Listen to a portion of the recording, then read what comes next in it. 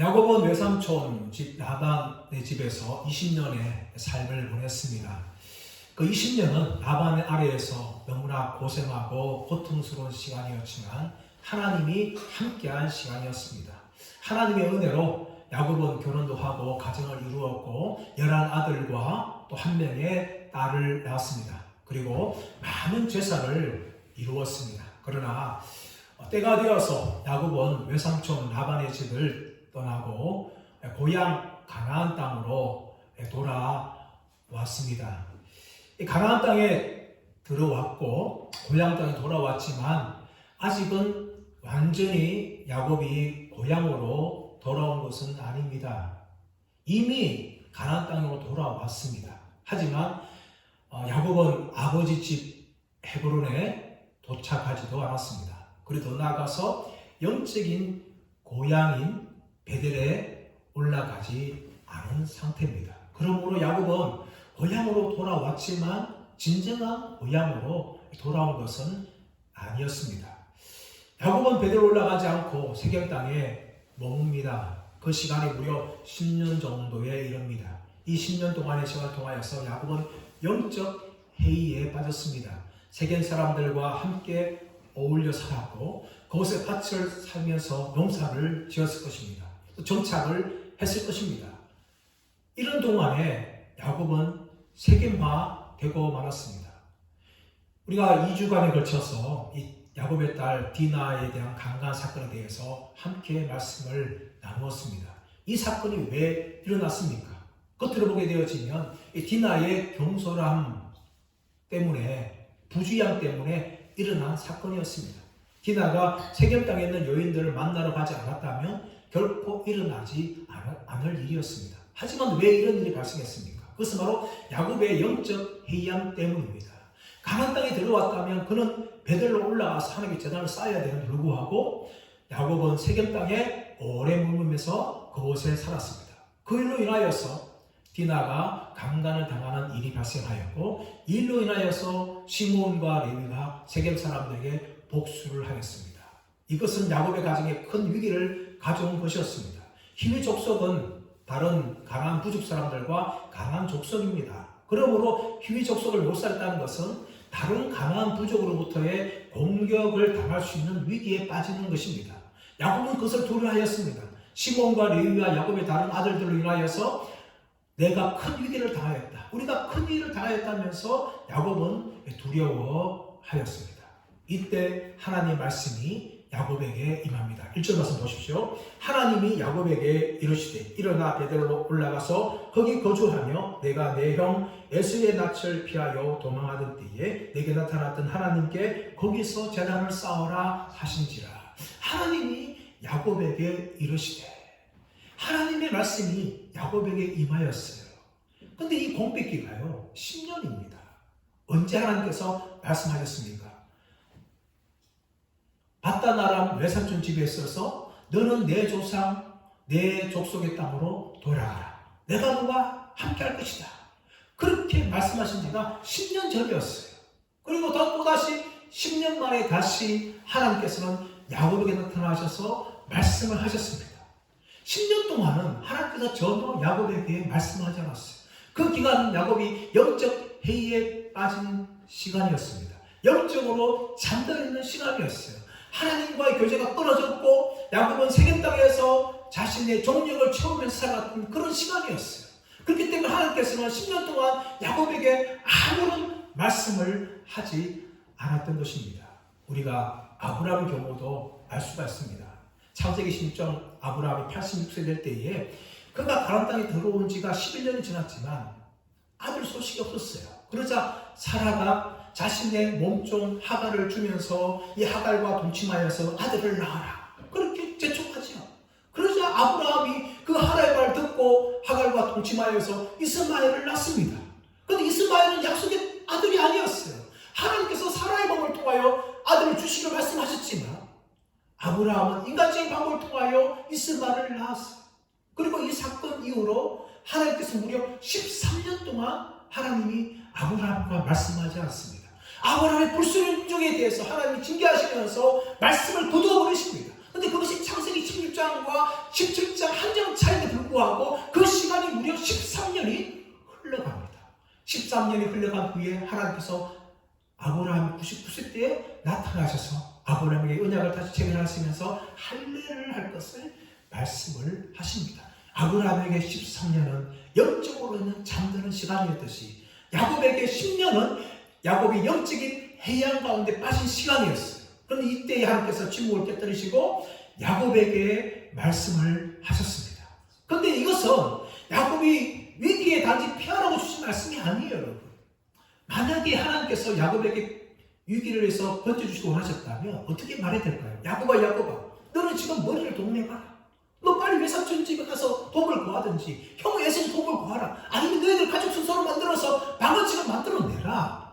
이렇게 하나님이 말씀하셔야 되잖아요. 그것이 위기에서 건져주는 방법입니다. 그러나 하나님께서는 그렇게 말씀하지 않습니다. 야곱이 지금 야곱의 모든 가족들이 몰살당할 수 있는 위기 가운데 있었지만 하나님께서는 베들로 올라가서 에스를 피하여 도마한테 만났던 그 하나님께 제단을 쌓아라. 이것을 말씀하는 겁니다. 이것은 무엇을 말합니까? 야곱을 영적인 해이함에서 돌이키게 하시는 하나님의 말씀입니다. 야곱에게 심각한 위기는 지금 야곱의 가정이 몰살당할 수 있는 위기가 아니라 지금 영적으로 해이함 빠져서 하나님의 쓴 정체성을 모두 잃어버리는 것이 더 위기였습니다. 그러고 하나님께서는 베들로 올라가서 하나님께 제단을 쌓아라. 이렇게 말씀하시는 거예요. 베델이 어떤 땅입니까? 베델이 형 에스를 피하여서 도망가던 그 밤에 하나님께서 야곱을 만나주신 장소였어요. 하나님께서 나는 아브라함의 하나님이요 이삭의 하나님을 말씀하시면서 내가 네가 어디에 가든 너가 지키며 다시 땅에 돌아오게 하실 것이라고 그렇게 약속했던 곳이 베델이었습니다. 그 베델에서 야곱은 하나님께 세 가지 소원을 합니다. 여호와께서 나의 하나님이 될 것이며 내가 세운 이 돌기둥이 하나님이 될 것이며 내 11조의 소득의 11조를 하나님께 드리겠나이다. 이렇게 소원했던 것이 베델이었어요. 하나님은 그 베델로 올라가서 다시금 제단을 쌓아라 라고 이야기합니다. 야곱아, 너는 지금 위기가 너의 가정이 몰살당할 수 있다고 생각하고 있는데 그것이 진정한 위기가 아니다. 너의 진정한 위기는 너는 하나님의 백성을 정체성을 모두가 다 잃어버렸고 이미 세상 사람처럼 되어버린 것입니다. 그러므로 너는 지금 베델로 올라가서 제단을 쌓아라 이렇게 말씀하시는 거죠. 베델로 올라가라고 말씀하십니다. 사실 세겜과 이 베델은 고도 차이가 300m예요. 그러니까 올라가는 게 맞죠. 근데 그것은 무엇을 말하는가 하면 단지 베델로 올라가는 것이 아니라 너희가 지금 세겜 땅에서 머물러서 세속화 되어버렸는데 다시금 너는 하나님의 백성의 위치로 돌아왔어. 나를 만나고 네가 나에게 소원하였던 그 모든 약속을 지켜라. 너는 모든 영적인 회복을 하라. 이것을 지금 하나님이 말씀을 하고 있는 것입니다. 사랑하는 여러분, 우리가 이 땅을 살다 보면 참 인생에 많은 위기를 겪어요. 그 위기의 원인은 참 여러 가지입니다. 고난의 원인도 여러 가지죠. 때로는 알 수 없는 그런 고난도 있습니다. 그러나 여러분, 그때 우리가 가장 먼저 점검해야 될 것은 무엇입니까? 내가 하나님 앞에 바로 서 있는지, 내가 혹시 하나님을 멀리 떠나서 영적인 해양 가운데 빠져 있지 않는지, 이것이 바로 우리 그리스도인들이 가장 점검해야 될 것입니다. 여러분, 하나님께서 무엇을 요구하고 있습니까? 야곱의 것을 요구하고 있는 거예요. 야곱이 닥쳐있는 이 가정에 대한 몰살의 위기보다 지금 야곱은 하나님과 더욱더 멀리 있기 때문에 너는 그것을 회복할 것을 그렇게 하나님이 말씀을 하시는 겁니다. 이렇게 요구할 때에 야곱이 어떻게 합니까?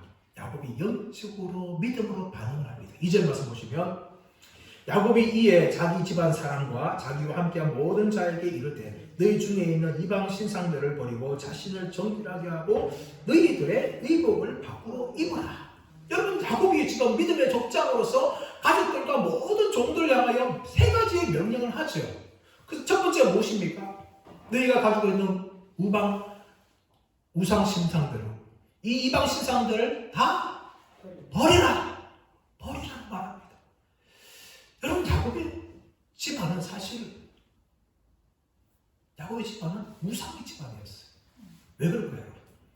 라반의 외삼촌 생활을 20년 동안 했는데 그 라반은 종교 다원주의자였어요. 세상에 있는 모든 신들, 자신에게 이익만 주는 그 모든 신들을 섬겼던 사람이 라반이었어요. 라헬이 도망쳐 나올 때 무엇을 가지고 나옵니까? 드라빔을 가지고 나오죠. 드라빔. 그 드라빔은 가장 수호신이었어요. 그뿐만 아니라 이 세겜 땅에 오래 머물렀습니다. 세겜 사람들은 여호와 하나님 믿는 사람들이 아니었어요.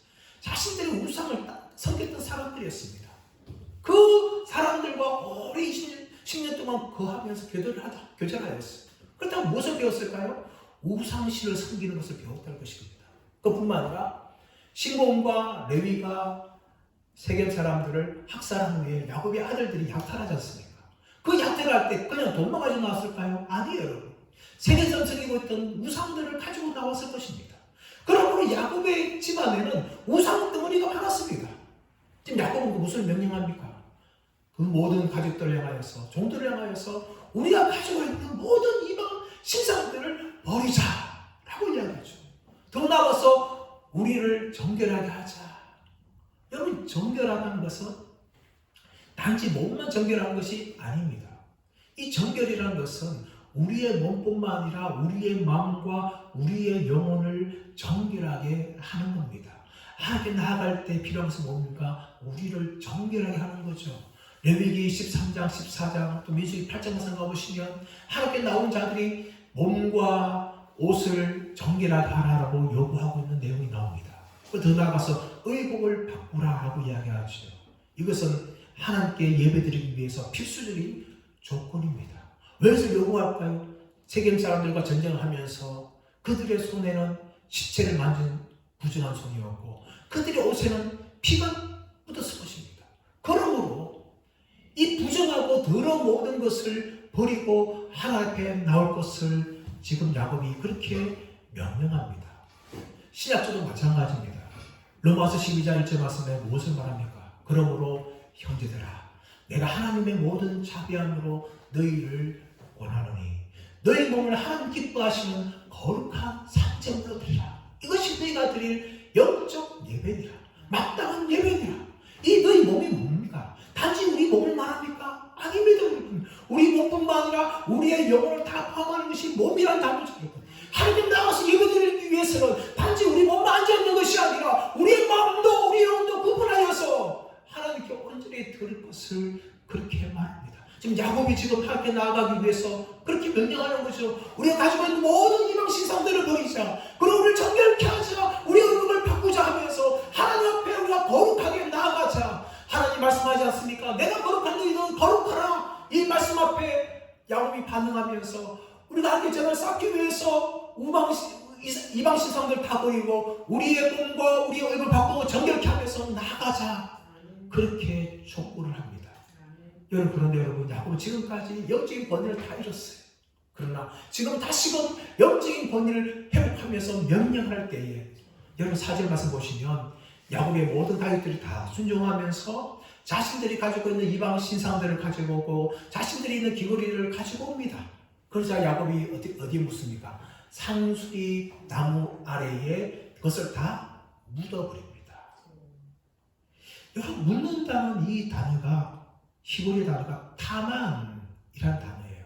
근데 일반적으로 이 묻는다는 것을 사용할 때는 카바르라는 단어를 사용합니다. 이 단어가 8절 말씀 보시면 유모 드보라가 죽을 때에 상수리 나무 아래 묻을 때에 이 카바르 묻는다, 장사한다 일반적인 단어가 사용되었어요. 그러나 오늘 이 야곱이 모든 이방 신상들을 상수리 나무 아래 묻을 때에 그것을 카바르는 단어가 아니라 타만이라는 단어를 사용합니다. 이 타만인 것은 아무도 모르게 은밀하게 묻어버린 것을 말합니다. 왜 야곱이 이 모든 이방 신상들을 은밀하게 묻을까요? 다시 그것을 찾아서 이방 신상들을 섬기지 못하도록 야곱이 완전하게 아무도 모르게 그것을 다 묻어버립니다. 그리고 하나님께 나아가자라고 야곱이 이야기합니다. 여러분, 이것은 야곱까지 일어나는 영적인 부흥입니다. 부흥을 생각할 때 한국교회는 늘 숫자적인 부흥만 이야기해요. 여러분. 그건 부흥이 아닙니다. 무엇인가 하면 숫자적으로 성장하는 것이 부흥이 아니라 우리의 영혼이 각성되어서 다시 하나님께 돌아오는 것을 부흥이라고 이야기합니다. 야곱의 가진 숫자가 늘어났습니까? 아니었습니다. 야곱이 가진 부흥은 무엇이었습니까? 그는 영적으로 각성하여서 모든 이방 신상들을 버리고 하나님의 정결한 마음으로 나아가고 있는 모습을 보여주고 있습니다. 이것이 바로 영적인 각성이에요, 여러분. 에베소서 사도행전 19장 말씀 가보시면 에베소 땅에 일어났던 부흥을 이야기합니다. 사도 바울이 에베소에서 두란노 서울에서 2년 동안 말씀을 강론해요. 그리고 사도 바울이 수많은 기적들을 일으킵니다. 병자들이 낫게 되어지고 귀신이 쫓아가는 일이 납니다. 그것을 보았던 서기와 율법아들이 예수를 전하는 바울의 이름으로, 바울이 전하는 예수의 이름으로 귀신을 쫓아내요. 귀신이 어떻게 합니까? 내가 바울도 알고 예수도 알고 있는데 내 이름 무엇이냐? 하면서 그들을 올라타니까 그들 놀라서 다 도망가지. 근데 이 일이 에베소 사람들에게 증거되면서 에베소 사람들이 두려워하면서 사도 바울 앞에 나오면서 하나님을 찬양하며 그들이 가지고 있던 마술책을 가지고서 불태우는데 은 5만이나 되는 마술책을 불태웁니다. 이것이 바로 영적 부흥이고 각성입니다. 야곱 가정에 바로 이런 부흥이 일어났어요. 그들이 모든 우상들을 다 버리고 다 묻어버리고 하나님께 나아가는 이런 일이 야곱 가정에 일어났던 것입니다. 여기 일어날 때에 하나님은 어떻게 하십니까? 5절 말씀 보십시오. 5절 말씀 보시면 그들이 떠났으나 하나님이 그 사면 고을들로 크게 두려워하셨으므로 야곱의 아들들을 추격하는 자가 없었더라. 여러분, 야곱이 가족들과 함께 이제 세겜에서 베델로 올라갑니다. 올라갈 때에 하나님이 그 사면 고을 사람들로 하여금 다 두렵게 하여서 아무도 야곱의 가정을 공격하지 못하도록 그렇게 막아버리셨습니다. 여러분, 야곱은 지금까지 두려움 속에 살았어요.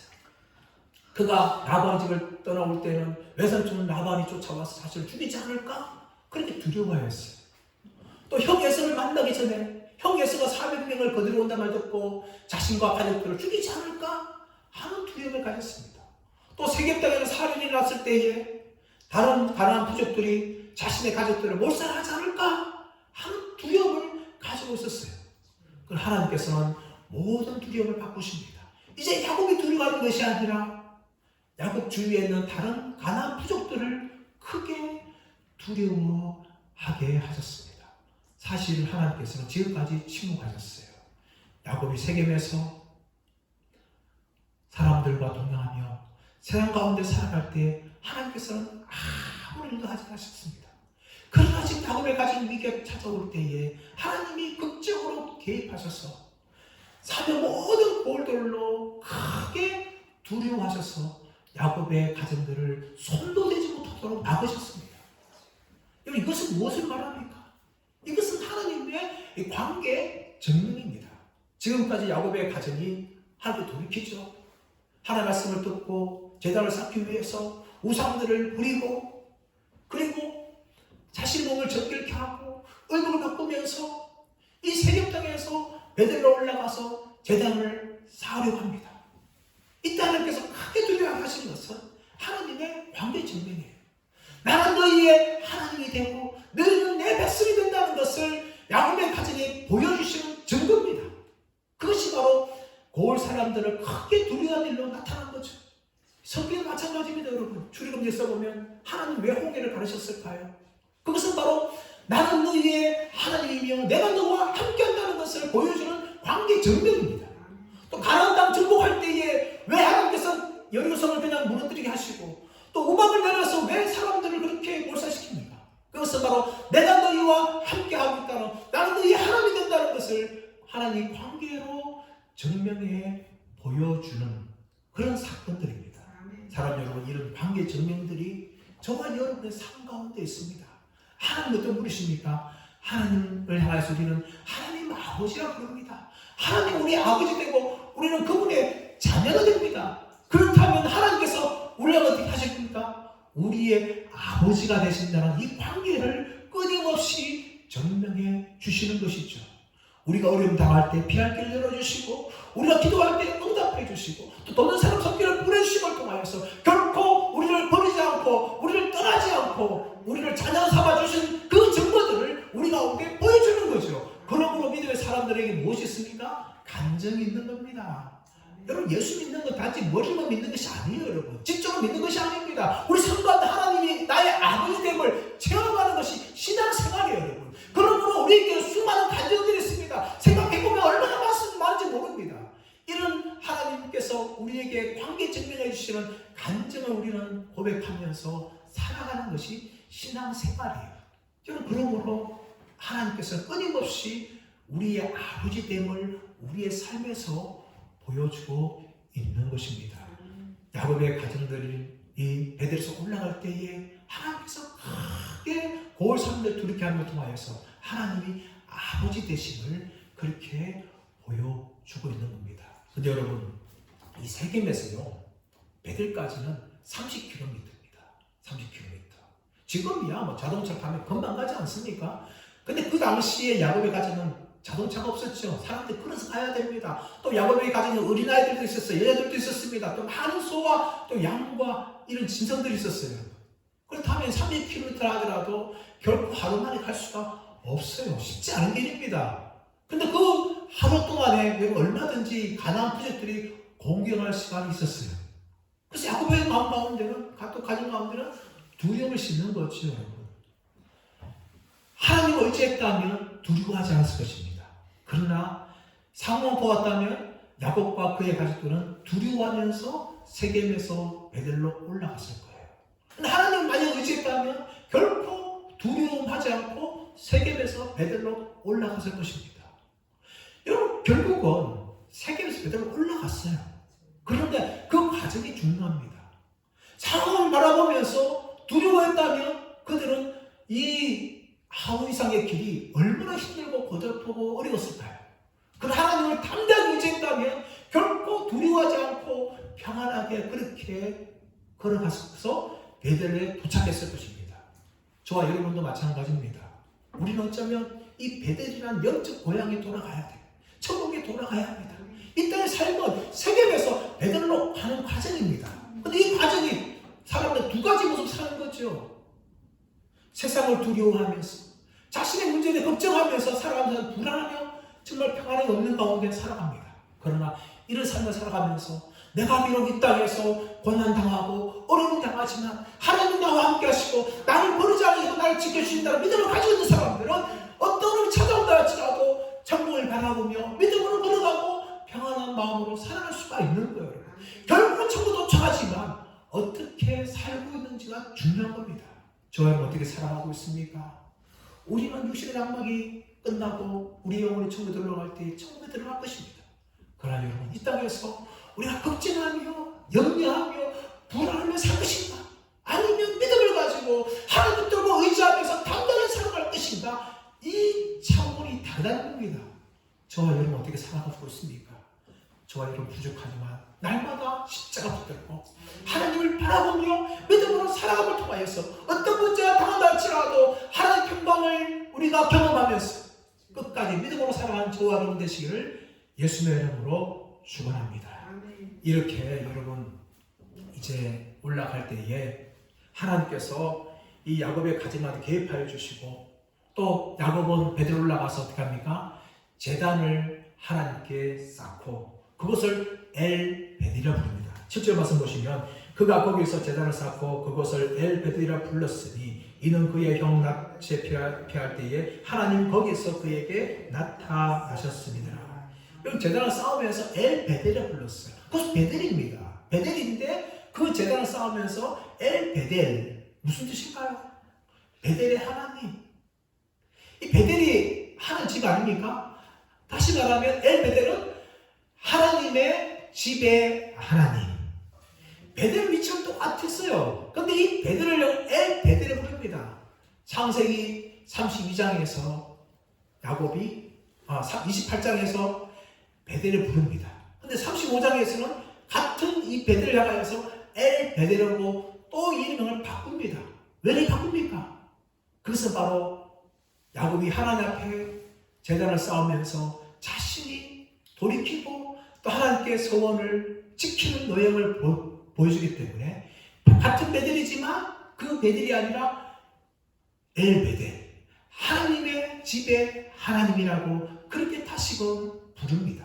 그런데 이때에 한 가지 사건이 발생하죠. 그 사건이 뭡니까? 8절 말씀과 보시면 이브가의 유모 드보라가 죽어서 상수리 나무 아래에 장사 지내는 일입니다.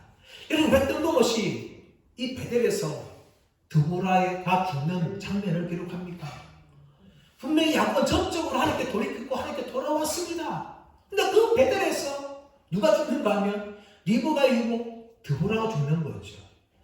여러분, 성경에 나오고 있지 않죠? 우리 얼마든지 추측할 수 있습니다. 왜냐하면 드보라는 라반의 집에서 리브가가 결혼할 때 따라온 유모였기 때문이에요.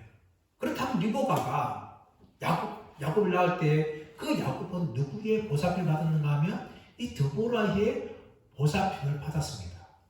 어릴 때부터, 깐나라기 때부터 드보라가 이 야곱을 키웠고 장성할 때까지 야곱을 돌보았던 사람이 드보라였어요. 그렇다면 야곱과 드보라는 아주 친한 관계였습니다.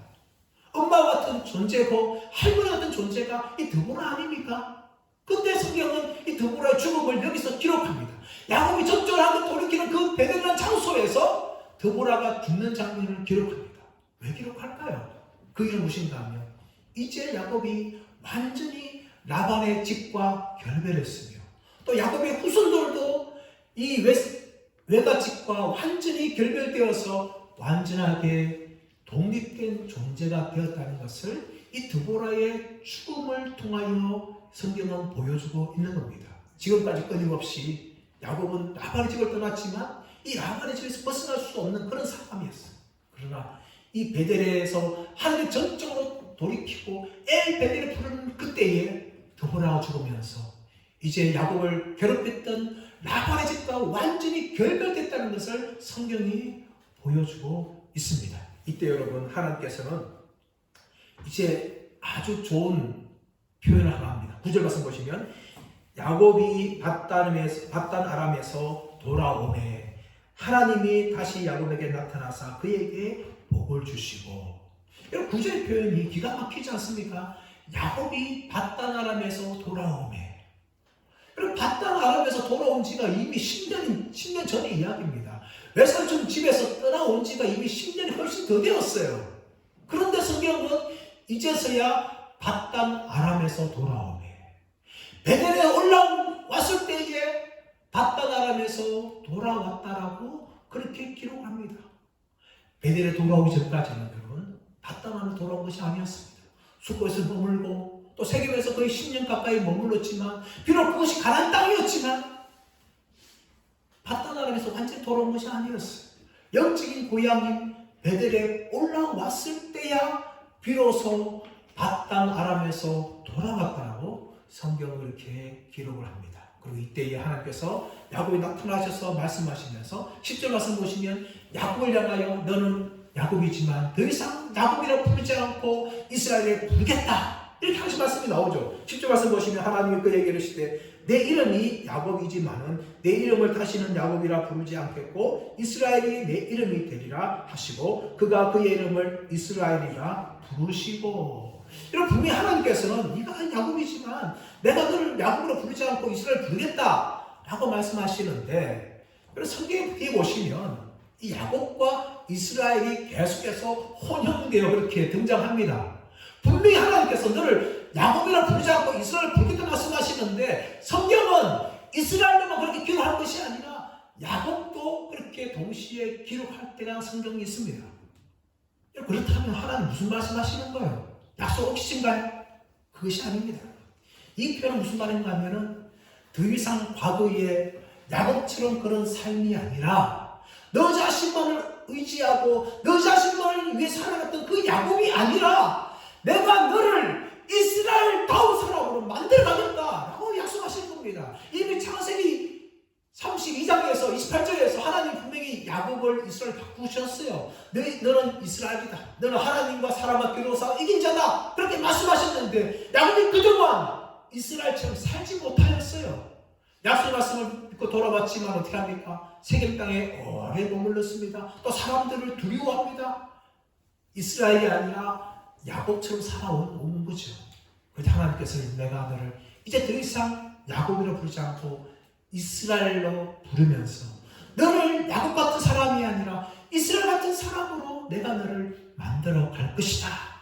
그렇게 하나님이 약속을 하신 것입니다. 그리고 더 나아가서 11절에서 보시면 하나님이 그에게 이르시되 나는 전능한 하나님이다. 생육하며 번성하라. 한 백성과 백성들의 종회가 내게서 나오고 왕들이 내 허리에서 나오리라. 내가 아브라함과 이삭에게 준 땅을 내게 주고 내가 내 후손에게 또 그 땅을 주리라. 이렇게 하나님께서 자신을 나는 전능한 하나님이다. 엘샤다이 하나님이다 라고 말씀하시면서 약속을 선포합니다. 여러분 간절히 공교롭게 11절 말씀에서 나는 전능한 하나님이다 라고 하나님이 자기 계시를 하시는 겁니까?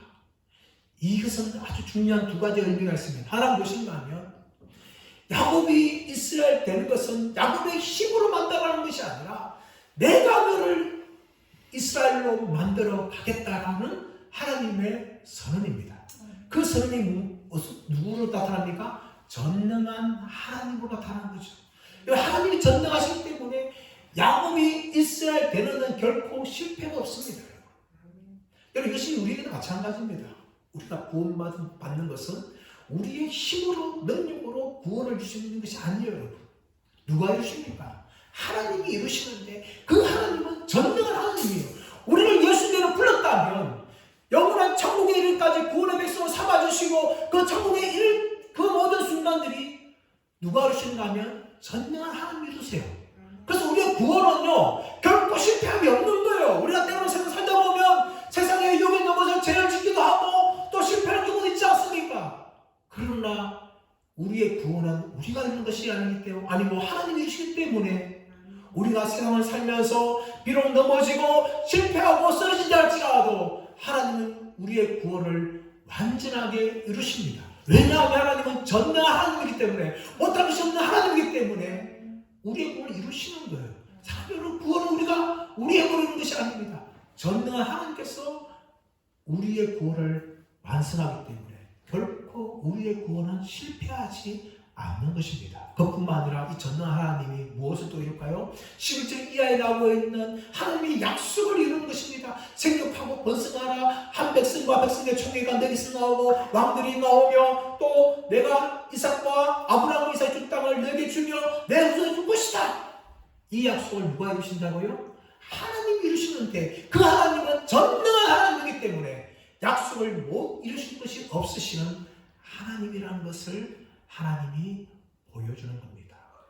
그리고 이 약속을 하신 후에 하나님께서는 야곱을 떠나가신 후에 야곱이 하나님께 반응을 보이는데 그 반응이 무엇인가 하면 돌을 기둥으로 세우고 그 위에 전제물과 기름을 붓는 행동을 합니다.